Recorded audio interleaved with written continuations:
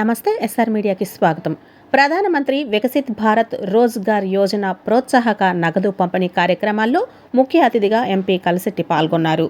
ప్రధానమంత్రి నరేంద్ర మోదీ గారిచే న్యూఢిల్లీ విజ్ఞాన్ భవన్ వేదికగా ministry of labour and employment government of India వారి ఆధ్వర్యంలో జరిగే ప్రధానమంత్రి వికసిత్ భారత్ రోజ్గార్ యోజన కార్యక్రమంలో వర్చువల్గా విజయనగరం జిల్లా కలెక్టరేట్ ఆడిటోరియంలో వేదికగా జరిగిన కార్యక్రమంలో ముఖ్య అతిథిగా పాల్గొన్న విజయనగరం పార్లమెంటు సభ్యులు కలిశెట్టి అప్పలనాయుడు ఈ కార్యక్రమంలో regional PF commissioner K Avinash Kumar, deputy labour commissioner STV Prasadarao, joint deputy director ESIC Soumyendra Kumar Sahu, ప్రముఖ వ్యాపారవేత్తలు, ఇండస్ట్రీస్ యాజమాన్యం, ఈపీఎఫ్ఓస్ తదితరులు పాల్గొన్నారు.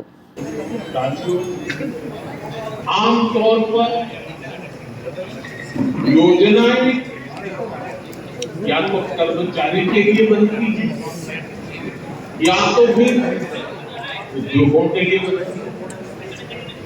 लेकिन ये योजना ऐसी इस योजना में भारत के सामर्थ्यवान मेरे युवा, समृद्ध युवा भविष्य की ओर और उद्योग विकास की ओर नौकरी पाने वाली युवा शक्ति देने वाली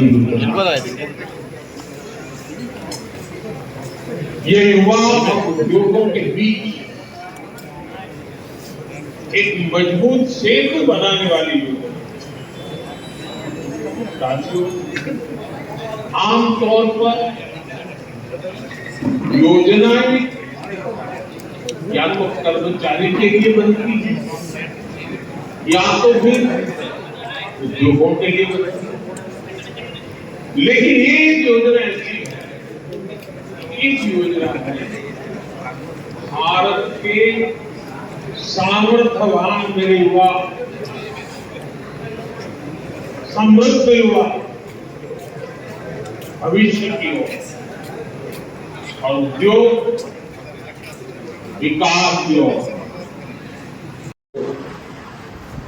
Further, the government extended the benefits of Pradhan Mantri Jan Arogya Yojana also with the benefits of gig and platform workers. In addition, sir, even ESIC also expands its footprint. Now it was extended to all the 713 districts, and also the number of beds also increased to 3-4. Further, Ministry's National Career Service Portal. This is a web form. It's a new form of earlier employment exchange. It also reached a position where 20 lakh job opportunities available at any given time. Ladies and gentlemen, in the EPFO also, the recent initiatives like online claim filing, auto settlement of claims without any manual intervention. దానికి మనం విజయనగరం జిల్లాలో సంబంధించి ఈ ప్రోగ్రాంకి మేము attend అవ్వడం జరిగింది. భారత ప్రధానమంత్రి నరేంద్ర మోదీ గారు ఈ దేశ యువతకి ఉపాధి అవకాశాలు, ఉద్యోగ అవకాశాలతో పాటు యాజమాన్యాన్ని కూడా అవకాశాలు కల్పించిన ఉద్దేశంతో ఈ కార్యక్రమాన్ని శ్రీకారం చుట్టారు. మన 25 ఆగస్టు 1న ఇది ప్రారంభమైంది. ఇది ఏకంగా 4 సంవత్సరాలు కొనసాగుతుంది. ఇది దేశ యువతకి 1,00,000 కోట్ల బడ్జెట్తో దాదాపు 1.92 లక్షల మంది తొలిసారిగా మనకి ఉద్యోగాలు ఇవ్వడం జరిగింది. మనకి 3.71 కోట్ల మంది ఉద్యోగాలు ఇవ్వాలని లక్ష్యంతో ఈ పథకాన్ని వర్తింపు చేస్తున్నారు. ఇది భారత యువతకి ఒక అద్భుతమైన అవకాశంగా భావించుకుంటూ, అలాగే యువకులకు ఉద్యోగాలు కల్పించిన సంస్థలకు కూడా మేలు జరిగే కార్యక్రమాన్ని కూడా చేయడం జరిగింది. ఇది ఒక మంచి మన యువ భారత్ కి ఒక నాంద్యాన్ని తెలియజేసుకుంటూ ఈరోజు గౌరవ ప్రధానమంత్రి గారు చేతుల మీదుగా ఈరోజు దాదాపు మనకి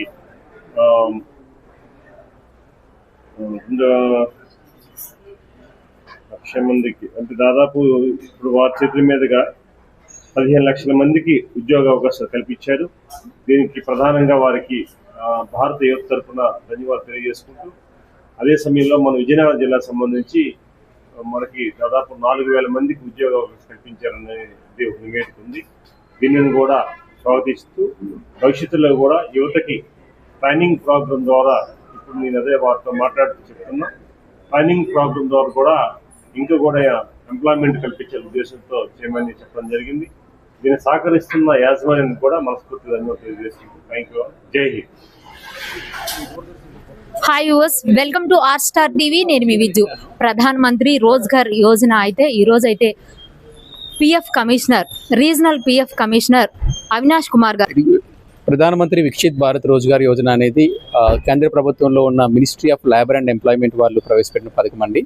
ఇది ప్రధానంగా ఎవరైతే కొత్తగా ఉద్యోగంలోకి వస్తారో వాళ్ళకి బెనిఫిట్ వస్తుంది. అలాగే ఈ ఉద్యోగాన్ని కల్పించినందుకు కానీ యాజమాన్యం వాళ్ళకి కూడా బెనిఫిట్ వస్తుందండి. సో ఎవరైతే మనకి కొత్తగా ఆర్గనైజ్డ్ సెక్టార్లో ఉద్యోగంలో జాయిన్ అవుతారో వాళ్ళకి వారి మొదటి జీతం వస్తుంది, subject to the ceiling of 15,000 rupees అండి. ఈ 15,000 రూపీస్ అనేది 2 విడతలుగా వాళ్ళ బ్యాంక్ అకౌంట్లో డైరెక్ట్గా క్రియేట్ అవుతుంది. అలాగే ఎవరైతే ఈ ఎంప్లాయీస్, ఎవరైతే ఈ యువకులు ఉద్యోగంలో తీసుకుంటారో వారికి వాళ్ళు ఇచ్చే శాలరీ ఆధారంగా నెలకి 2,000 నుంచి 3,000 రూపాయల వరకు కన్సర్న్డ్ యాజమాన్యం బ్యాంక్ అకౌంట్లో పడుతుందండి. దీనికి గాను వాళ్ళు చేయాల్సింది ఏంటంటే PMBBRY అనే వెబ్సైట్ ఉంటుంది. దాంట్లో వాళ్ళు రిజిస్ట్రేషన్ చేసుకోవాలి. రిజిస్ట్రేషన్ అనేది చాలా సులభతరం. వాళ్ళు GST నెంబర్తో చేసుకోవచ్చు, GST నెంబర్ లేకుండా కూడా చేసుకోవచ్చు. వాళ్ళ బ్యాంక్ అకౌంట్ నెంబర్ సబ్మిట్ చేస్తే సరిపోతుంది. రిజిస్ట్రేషన్ చేసుకున్న తర్వాత వాళ్ళు ఈపీఎఫ్లో కట్టే ECR చలాన్ ఆధారంగా ఎంతమంది కొత్తగా ఉద్యోగంలో చేరారనేది మేము నిర్ణయిస్తామండి. సో తద్వారా ఎప్పుడైతే కొత్తగా ఉద్యోగంలోకి వాళ్ళు కొత్తగా తీసుకుంటారో వాళ్ళందరికీ కూడా వాళ్ళ జీతాలు బట్టి బెనిఫిట్ అనేది డైరెక్ట్గా కన్సర్న్ యాజమాన్యం బ్యాంక్ అకౌంట్లో పడిపోతుందండి. సో దీనికి గాను వాళ్ళు అదనంగా వేరే ఏమీ చేయక్కర్లేదు. ఈ స్కీమ్ అనేది మనకి 2 సంవత్సరాలు వర్తిస్తుంది. అలాగే ఎవరైనా మ్యానుఫ్యాక్చరింగ్ సెక్టార్లో ఉంటే వాళ్ళకి 4 సంవత్సరాల వరకు కూడా ఎక్స్టెండ్ చేస్తున్నామండి.